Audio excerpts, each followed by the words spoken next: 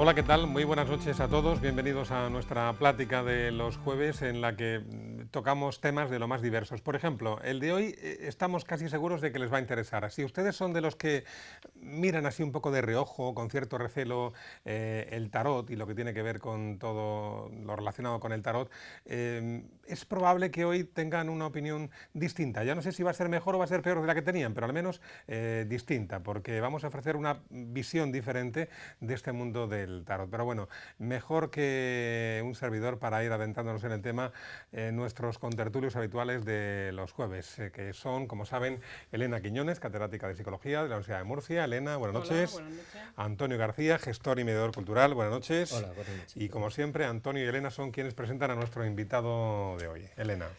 Bueno, pues hoy tenemos a Antonio Durá con nosotros. Antonio Durá es escritor y poeta, poeta de la vida. Sí. Poeta de la vida, según Luis Antonio de Villena. Sí, exactamente. Y al mismo tiempo, bueno, pues estudioso del tarot y tarotista o Sí, más o echador menos, de tarot sí. o Más como o se menos. diga, Tarotista ¿no? te queda un buen término. Buenas noches. Hola Antonio, buenas noches. Elena se ha apuntado el título de la obra, de la tesis que en su día hizo Antonio. Yo no me la he apuntado y por tanto soy incapaz de repetirlo de memoria. Elena, con Bueno, tranquilidad, yo porque despacio. la leo, ¿eh? Y toma aire. Y eso que estuve en la tesis doctoral. Yo estuve como miembro del tribunal y juzgué esta tesis. Y me pareció, francamente, una tesis buena. Sobre todo una tesis, yo no diría rara, sino extraña. Extraña sobre todo al mundo universitario. Y yo creo que eso es algo que tenemos que agradecerle a Antonio Durá, atreverse a hacer un estudio, digamos, serio y riguroso de algo que, en fin, que solo sale en las televisiones a determinadas horas y que a lo mejor, bueno, pues a todos nos han echado alguna vez las cartas. Más o menos sabemos de qué va. Pero el trabajo que él ha hecho ha sido realmente encomiable. Y el título de la tesis es Hermenéutica simbólica de los arcanos mayores del tarot de Marsella en el imaginario poético desde 1850 hasta nuestros días. ¿Cómo se articula eso? Yo haría como cuando, Toma aire. cuando yo estudiaba lengua de pequeño, que íbamos analizando las frases palabra por palabra, la hermenéutica. Sí. Antonio, ¿qué es la La hermenéutica? hermenéutica es la lectura de los símbolos, por llamarlo de alguna manera. Desentrañar el misterio de los símbolos. De hecho, la tesis se va a traducir a un libro que esperemos que salga pues, para el primer trimestre del 2010, el año que viene, y ya no se llama así, se llama Tarot y Poesía, la simbólica de los arcanos mayores del tarot de Marsella en la poesía contemporánea. La historia es, todos los símbolos llevar una traducción, una interpretación de esos símbolos. Esa interpretación de los símbolos es la hermenéutica. Hermenéutica viene de Hermes, del dios Hermes, el dios de lo oscuro, del dios de los magos, por eso viene incluso el ermitaño. Y por eso es traducir lo que está oscuro a la luz. Vale. Y del tarot de Marsella. Del tarot de ¿Es un tipo Marsella. de tarot que hay? Este tarot. Lo tenemos aquí. ¿Hay muchos tipos de tarot, Antonio? Vamos a ver. Según tenemos conocimiento, y esto es bastante complicado, el origen del tarot es este. O sea, este es el primer tarot que puede existir. ¿Cuándo existió? Tenemos conocimiento desde hace unos 600 años. Antes las cartas se hacían pintadas a mano. Hay unas cartas preciosas pintadas por Bembo, que son las Visconti, que en una película bellísima como... no me acuerdo cómo se llama la película ahora mismo. Ay, no me acuerdo, qué lástima. Bueno, pues se juegan unas cartas que se pintaban a mano. Luego ya se hicieron con impresión. No, esa película yo lo diré, bueno, lo diré en su momento. Vale. Sí, lo diré en su momento. Las amistades peligrosas. Ajá. En las amistades peligrosas, la tía de él está echándose las cartas en este tipo de cartas, en la tarot, en la Visconti, que es una de las más bellas que hay. Hasta el siglo XVI se pintaban a mano. A partir del siglo XVI ya se hacían impresas y se pintaban. Sabemos de que, lógicamente, había muchos tipos de cartas. Entonces, vamos a resumir un poco. Pero de las que mayor se conocen fue justamente de este tipo de imágenes, porque restaurando el castillo Sforza de Milán, a finales del siglo XV, se encontraron unas hojas de estarcido de cartas allí, y entonces se saben que eran las primeras que estaban. Ha ido funcionando, han ido evolucionando hasta el siglo XVIII. En el siglo XVIII se cierran vamos a ver, se queda estipulado el tarot, digamos, de Marsella, aunque no tiene su origen en Marsella, y luego a partir del 19, que es la gran explosión del esoterismo, aparecieron distintas barajas. Barajas egipcias, barajas de muchas clases, sobre todo porque detrás de esto estaban las órdenes esotéricas, masónicas, iniciáticas, etc.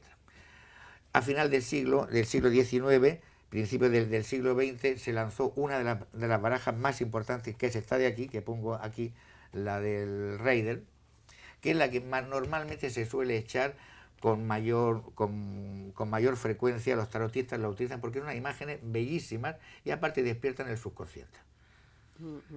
Luego cada uno ahí ha hecho su tarea. Yo, por ejemplo, en un trabajo que hice hace 7 años, llegué a contabilizar 500 barajas.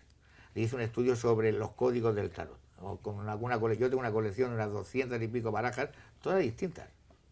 ¿Pero miden lo mismo o por lo menos estudian lo mismo o hacen la...? No, la historia de estas dos cartas, o estas dos mazos, son distintas. En este mazo va para un desarrollo espiritual, de una forma consciente. Cuando Goy hace esta baraja, le manda a la señora Palmer que la pinte, la volvió medio loca para que la pintara.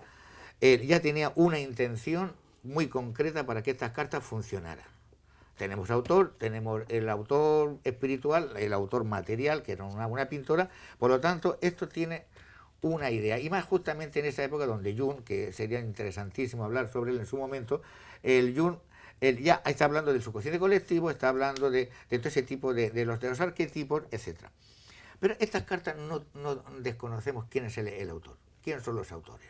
Desconocemos todo, el de prácticamente, Marsella. el de Marsella. Lo desconocemos todo. Esto se hizo una restauración en el año 99 de la Casa Camoán, y por eso elegí yo esta para hacer el trabajo.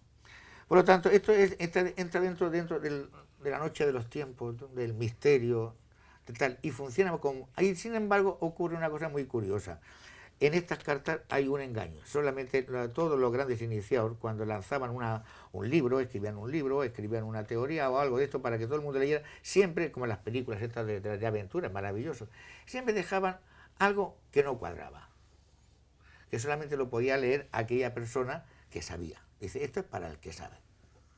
Y aquí son dos cartas que la cambian de sitio. Cambian esas dos cartas de sitio, justamente, y el que lo sabe después las puede interpretar muy bien, y el que no, bueno, porque justamente en esta, cuando desplegamos las 22 cartas del tarot de Marsella, los arcanos mayores, aparte de estar los planetas, está el horóscopo. Y aparte, muy bien, 1, 2, 3, empezando por Aries, tal, pero llega un momento donde no cuadra. ¿Qué pasa aquí? Y entonces hay dos cartas cambiadas. Si no sabes, pues hay gente que sigue trabajando con ellas, pero sin saber. Cuando sabes, se te da la luz. Esto está corregido y aumentado en estas cartas. Cuando hablabas de 500 barajas que conocías, sí, ¿incluías la española y la francesa? Sí, vamos a ver. El tarot tiene, bueno, para el que no lo conozca, yo imagino que todo el mundo más o menos lo conoce.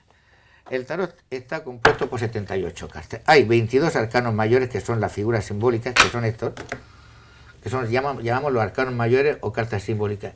Y luego el resto, que son oros, copas, espadas y bastos. 28. Hay una teoría. ¿Cómo se hizo? El tarot apareció entero, los arcanos menores, la baraja normalmente nosotros conocemos, y se le unieron las figuras. Bueno, es una baraja normal, pero... Nada, baraja normal, es copas. Sí, pero con unos dibujos también. No, nada, porque son dibujos antiguos. Pues he dicho que esto, la idea que hay es que hubo un grupo de iniciados, quién sabe, aquí se metamos con el misterio, quién sabe, que unió, porque claro, el hombre es un animal, aparte de ser un animal lúdico, que le encanta jugar y nos enviciamos en cualquier cosita maravillosa, también es un hombre simbólico. Nosotros funcionamos por símbolos. Y esto que nos pone más de relieve, y esto doña Elena lo sabe mejor que yo, son Jung y demás. Y entonces lo que se piensa es que un grupo de iniciados en un momento determinado hizo un juego de símbolos para aprovechar esa faceta del hombre como jugador, porque jugamos tras pestañas muchas veces, pero apostamos y tal, con un aprendizaje de corte espiritual, que los símbolos influyeran de una manera subconsciente en el espíritu del hombre para que pudiera evolucionar. Y no podría ser, digo Sí. yo, aventurando, como no se sabe Sí. el origen, que fuese para a lo mejor esconder algunas de las Todo es cartas posible. Hay muchas dentro teorías. de lo que sería el juego Una normal, hay poder jugar hay una los teoría. iniciados solo con las cartas que le convenían. No, pero y es que no llamaran la atención. Sí, pero es que hay una cosa, Elena, que es curioso. Mira, hay las cartas a este tarot, a este que estamos hablando. Ahora después, si queréis, hablaremos de este. A estas cartas se le han apropiado los cátaros. Una teoría de los cátaros magnífica. Se le han apropiado los cabalistas, los astrólogos, los egipcios, siempre, cualquier teoría de crecimiento espiritual o de aprendizaje esotérico se apropia de esta carta. Es que esto aquí dice, es que esto aquí dice, es que esto aquí dice. Y curiosamente dice.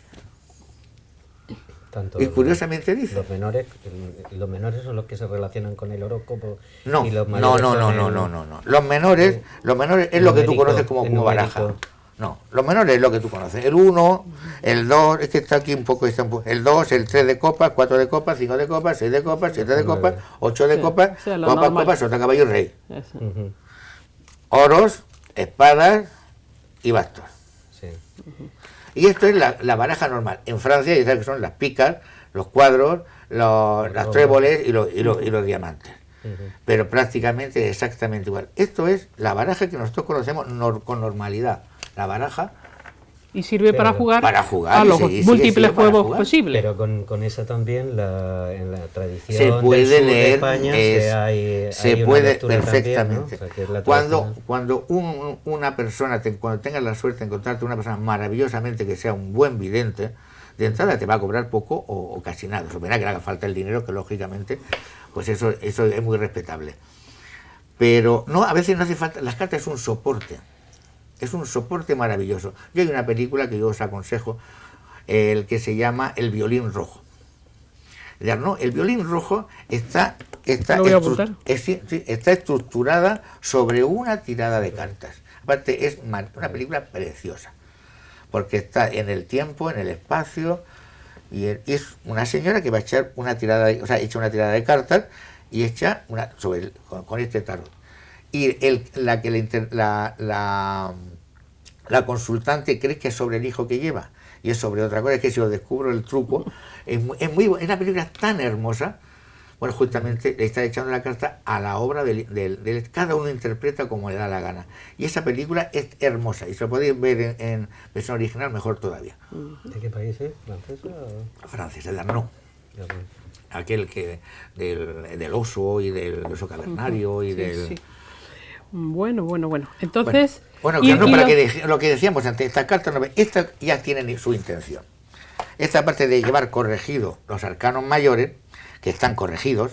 ese es el mazo que se suele utilizar, por Sí, ejemplo, aquí en España. Normalmente, no, en el mundo entero. En el mundo Este es el que está más difundido, porque aparte funciona. Sin embargo, los arcanos menores llevan dibujitos. No, llevan unos dibujitos preciosos. Pero estos dibujitos tienen una intencionalidad que tú desplegas las 56 cartas sobre una mesa, te conforman un paisaje. Y cuando echa la carta es genial. Es la gran diferencia. Esto sí está intencionado. Esto sí, el autor, igual que Crowley, que era un mago maldito, un mago negro, magnífico, y hizo sus propias cartas, pero y Papus también hizo sus propias cartas. Normalmente, esta y esto tienen una intención. El señor lo hizo, mire usted, esto, cojo la estructura y la hago. Sin embargo, ¿quién lo hizo? ¿Cómo se hizo? Que sería Este es el India, el origen, que si es hindú, bueno. Como carta, se supone que se puede ser la India, puede ser la China, que también funcionaba con unos cuadraditos de marfil. Egipto. El juego... Mesopotamia Mesopotamia es un poco difícil porque ahí estaban funcionando con el barro. Pero lo que sí es importante es una cosa, perdóname. Lo que es importante, que yo creo que podríamos trascender a esto, porque es que esto es como en sociedad. Sacas el tema y todo el mundo, ¿y a mí qué me pasa? ¿Y a mí qué me puede ocurrir? Una cosa muy bonita.